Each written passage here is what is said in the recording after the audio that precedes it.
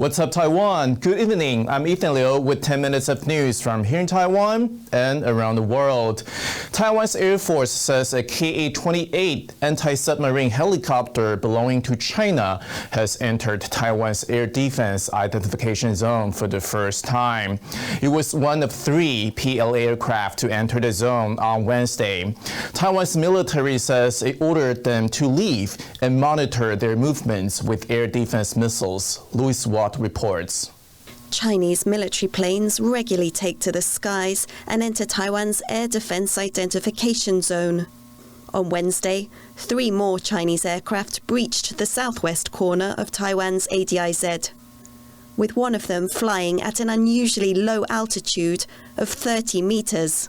Taiwan's Air Force identified it as a Ka-28 anti-submarine helicopter and says it was the first time such a helicopter has entered the ADIZ. 2 other Chinese helicopters were spotted in the zone on 2 occasions late last year. 中共它未来的确是有机会更大规模的进行这种机队的低空飞行的一个演练，建立准则，或者是调整它的航空的航电仪器。 Beijing sending an increasing number of warplanes into Taiwan's ADIZ has heightened fears among countries like the United States and Japan that China could order an invasion of Taiwan, even if they consider it unlikely for now. Some military observers in Taiwan say the situation remains tense, but that China still won't have the capability to launch a comprehensive attack in the near future. 所以习近平有主观意愿要武统台湾，但是还有客观的条件。我认为客观的条件远大过他的主观意愿。我判断，在10年内没有全面攻台的能力。 In the meantime, Taiwan expects more incursions from China in a continuing pressure campaign in aid of Beijing's ultimate goal, taking control. Chris Ma and Louise Watt for TaiwanPlus. Taiwan's Executive Yuan, or Cabinet, has proposed amendments to better protect the country's key technologies. The changes to the National Security Act seek to safeguard the economy against industrial espionage. If the amendments are approved, violators could face up to 12 years behind bars, up from the current 10 years. They will also be hit with fines of up to $3.5 million. The proposals have bipartisan support and are expected to be approved by the legislature. The cabinet says existing trade secret laws do not give enough protection. 经过一定的条件跟认定，是属于所谓的国家关键核心技术的话，那么这里要特别保护，要特别保护。这个特别保护是基于国家安全的考量。 The UK is planning to spend $34 million to boost security in the Indo-Pacific region. That's part of an agreement with Australia. Both countries are concerned about the expansion of Chinese influence in the region, and that includes China's threat towards Taiwan. During the video call, UK Prime Minister Boris Johnson and Australian Prime Minister Scott Morrison both voiced their support for Taiwan's participation in international organizations. They also discussed the need for peace in the Taiwan Strait. The 2 leaders say the British funding will help bolster cybersecurity, maritime security, and resilience in the face of state threats.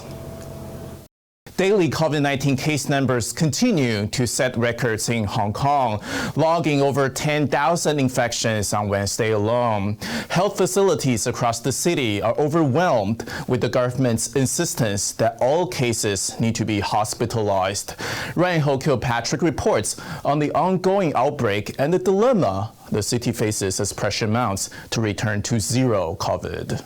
Outside of crowded hospitals, COVID patients lie in the open air as temperatures dip to 10 degrees. Just weeks ago, these scenes would have been unimaginable in Hong Kong, one of the world's last zero COVID holdouts still standing.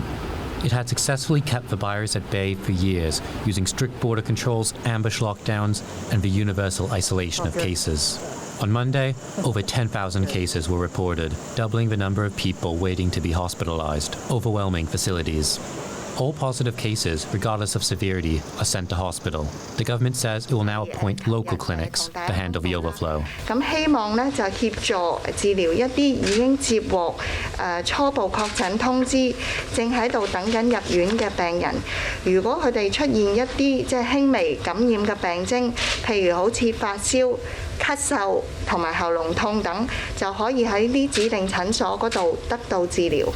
Public health experts in the city have cautioned that aggressive measures chasing a return to zero COVID are unrealistic, but there are still steps that should be taken to blunt the impact of the outbreak and relieve strained resources. I mean, some of the models that we've seen really are looking at scenarios in which, upwards of 30-50% of the Hong Kong population will become infected in the next 2 months. It's not realistic to be able to build a facility large enough to be able to house that. I think the number one priority still at this time is about getting vaccinations in arms, both primary doses as well as boosters, especially to the most vulnerable segments of the population. This messaging, however, is a difficult needle to thread after years of priming the population to fear any number of infections. We have demonized COVID in some ways, right? We've made people feel that it's the worst possible thing that anyone can have, and therefore you must be in the hospital.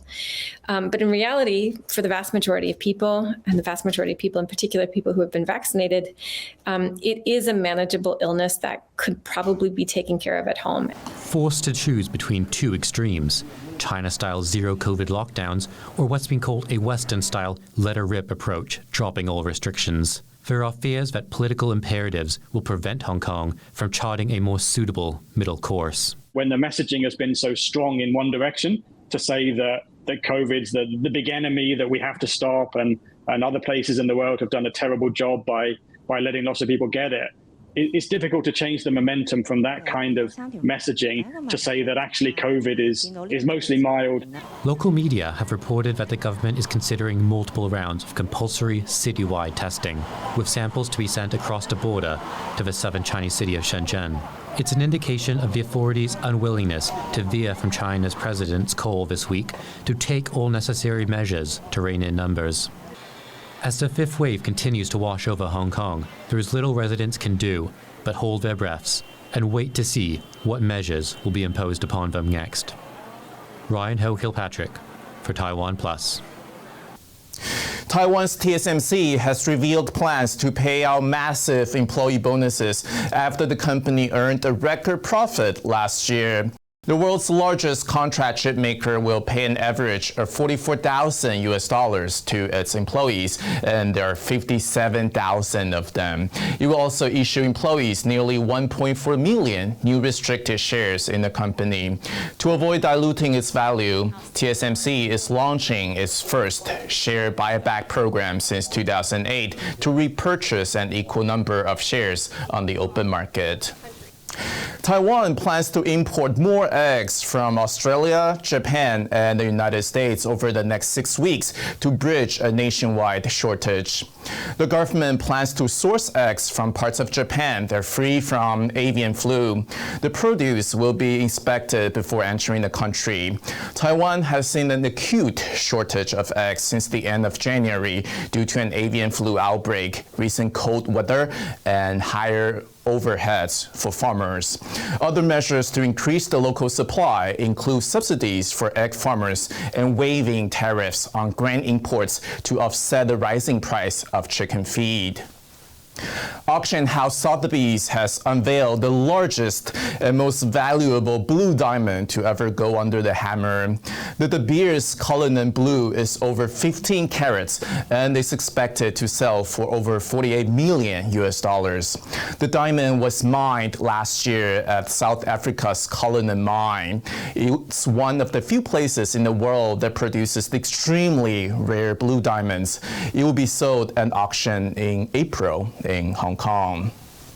Thank you for watching What's Up Taiwan. I'm Ethan Liu. Finally, today we leave you with some pictures of the first ever Canicross race in the United Arab Emirates. That's Canicross, as in canines. The race sends dogs and owners on an adventure run through a mountain desert. Remember to download the TaiwanPlus app for more stories from Taiwan and around the world. See you next time, and take care.